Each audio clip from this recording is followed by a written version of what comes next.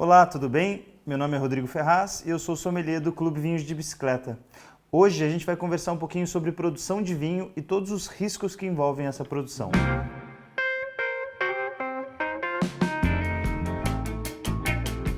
Você já parou para pensar em todos os riscos que essa bebida maravilhosa pode correr antes de chegar para a tua mesa? O produtor tem que saber analisar toda a cadeia produtiva, né? Todo o processo de produção de um vinho, porque o engarrafamento, né, aquela garrafa bonita que chega para você, é só a ponta do iceberg. Antes disso, o produtor tem que saber analisar tudo que pode acontecer ao longo da produção de risco para que esses efeitos sejam amenizados ao longo do tempo. Existe uma figura muito famosa no mundo dos vinhos, que é a Madame Rothschild, né? Ela é conhecida como a baronesa do vinho, é de uma família centenária aí, né, francesa. Ela falou, olha, fazer vinho é relativamente fácil. A grande dificuldade está só nos primeiros 200 anos. Então, assim, o que é comum de a gente notar no mundo do vinho são gerações e gerações de famílias dedicadas àquilo, buscando informações, buscando critérios, buscando o conhecimento do terroir que eles estão inseridos, para aí sim, ao longo do tempo, se consolidar como vinícola. Por isso que é importante a informação, né, no mundo do vinho, porque a gente vê lá a garrafa produzida, toda bonita, o vinho bem feito na mesa, só que isso daqui é uma ciência, assim, né? Tem a parte do artesão e tem a parte da ciência. Um vinho, para ser bem feito, ele precisou carregar uma série de informações que a gente pode chamar de legado da vinícola para chegar a ser o que é hoje. As coisas foram ficando melhor documentadas, só que isso, olha, já vem lá desde o Império Romano, já se tinha a plena noção, né? Isso aí começou, lógico que os gregos já tinham essa consciência, mas o Império Romano, que foi a principal força motriz da antiguidade do vinho, eles já tinham essa consciência de terroir. Hoje isso já está muito mais modernizado, tem vinícola já com software específico para a produção de vinho, né? Então, assim, o mundo já evoluiu bastante nesse sentido, só que a importância que o produtor dá para a informação, isso aí já vem de muito tempo e só aumenta aí ao longo dos anos. Como eu falei de terroir, eu acho legal a gente citar o que é essa expressão, né? O que significa ela para quem não está familiarizado com isso. Terroir é uma palavra francesa, não tem tradução para outro idioma, ela só se fala mesmo em francês, só que é pronunciado no mundo inteiro, né? É a combinação de todos os elementos, todos os fatores que vão influenciar no vinho, desde o cultivo dele até o engarrafamento. Então a gente pode citar aí, clima, tem uma influência super importante, direta, geologia, que aí está dentro dessa questão solo, tipo de relevo, entre outros fatores, variedade, ou seja, a casta que o produtor vai escolher para plantar, né, para se adaptar ao terreno dele.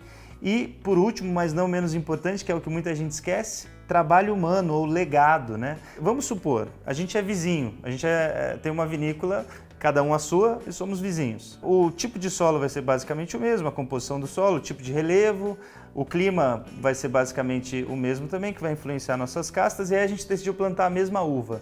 Então o vinho vai ser igual? Não, muito provavelmente não. Por quê? As informações que foram passadas ao longo da história de cada uma das vinícolas é que vão influenciar o produto final, né? Às vezes você tem um estilo de fazer vinho com um sistema de plantio diferente do meu, o teu antepassado lá gostava de carregar mais no tanino, já os meus antepassados me ensinaram que o tanino tem que ser mais aveludado, então tem que deixar menos em contato com a casca da uva.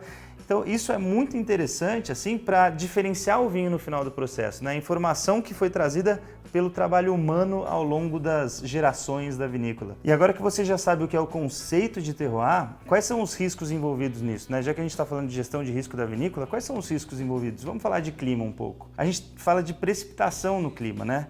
Índice pluviométrico anual, além da precipitação na época da colheita. Porque imagina só, a chuva na época da colheita pode detonar teu fruto. O que ela vai fazer? Ela vai diluir o açúcar e aí seu fruto vai ficar menos complexo de sabores e aromas, você vai conseguir atingir menos álcool depois que você fizer a fermentação alcoólica. Então você tem que fazer toda uma gestão ali de risco para saber quando vai chover, quando eu tenho que colher. Quando a gente fala de geologia, é super importante também. É lógico que aí é menos imediato, aí é uma questão mais de longo prazo, vamos dizer assim. Geralmente você tem um pedaço de terra, e é ali que você precisa plantar, e aí você vai precisar se adaptar para que você consiga fazer o melhor vinho possível dentro daquele pedaço de terra. Se você deixar isso ao acaso, é muito arriscado. No mundo do vinho é praticamente impossível. Tem o fator variedade, né? A escolha da uva, a escolha da casta. E eu já vi várias vinícolas, várias, que quando foram começar, elas testaram 40, às vezes 50 tipos de variedades diferentes, até achar aquelas que estavam combinando bem com o terroir onde ele está inserido, com o terreno, com o tipo de clima, solo. Vamos supor, você está ali começando uma vinícola, aí tem todos os riscos envolvidos ali na produção, você precisa de informação do teu terreno, do clima que você está ali, e aí você vai testar ali umas 30 castas. Você vai pegar castas completamente desconhecidas ou você vai também trabalhar com castas internacionais, né? Essas castas mais que o consumidor tem familiaridade. Obviamente vai também trabalhar com essas castas internacionais. Lá no sul do Brasil, a gente vê uma série de vinícolas que tem como o vinho principal ali o Merlot, principalmente no Vale dos Vinhedos, que é a principal uva tinta da região. Aí também tem a Cabernet Sauvignon, e aí se arriscam às vezes com uma Teroldego, se arriscam com uma Anchelota, se arriscam com uvas que são mais desconhecidas e que o produtor decidiu fazer um teste. Agora, dificilmente essas uvas mais desconhecidas, vamos dizer assim, vão ser o carro-chefe do produtor. É difícil isso acontecer. Então, essa gestão de risco é muito importante também na escolha da variedade do terroir. O quarto elemento que eu citei aqui no terroir foi o fator humano, né? O trabalho humano. Como que isso pode influenciar? Eu vou te dar um exemplo que é muito legal, que é o exemplo do terroir de inverno, que está aqui no norte do estado de São Paulo e sul de Minas Gerais. Quem implementou esse método aqui no Brasil foi o Murilo Regina. Ele estudou lá na Universidade de Bordeaux, um enólogo super conceituado. Ele é uma referência hoje no mundo dos vinhos, né, brasileiro. E ele pegou a informação que ele aprendeu lá e soube passar isso para cá. Como que ele fez isso? Pega o norte do estado de São Paulo e sul de Minas Gerais. Como que é o verão aqui? Muito chuvoso, noites quentes, dias quentes. Então assim, amplitude térmica não tão alta do dia para a noite e muita chuva. Para a maturação ideal da uva, isso está longe de ser bom, porque chuva dilui açúcar e a uva, a vitis vinífera, a variedade europeia, precisa de amplitude térmica para amadurecer bem. Ele falou, poxa, e se eu inverter essa poda? Porque o inverno aqui, no norte do estado de São Paulo e sul de Minas Gerais, ele é mais seco, o dia tem vários dias quentes durante o inverno e a noite bem fria. E isso é legal para a uva, e aí nasceu o tal do terroir de inverno.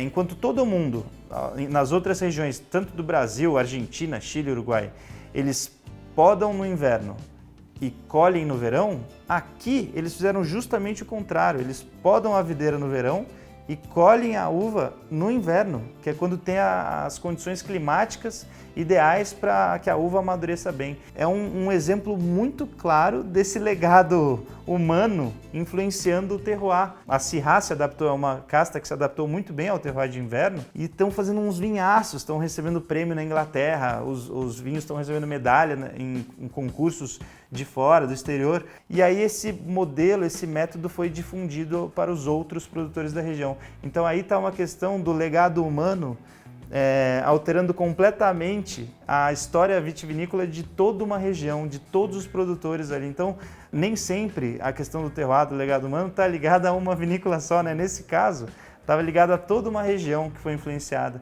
Então, isso, além de ser muito bonito, exigiu muito conhecimento, muita informação e uma astúcia ali do nosso querido Murilo para entender bem o terroir que ele estava inserido. Então agora você pode ver que numa taça de vinho tem muito mais coisa do que se imagina, né? O conhecimento, os dados, a informação são muito necessários para amenizar os riscos que o produtor pode ter com a sua produção de uvas e também a produção do seu vinho. Eu estou aqui com um trabalho mais fácil, que é estudar e degustar a bebida, né?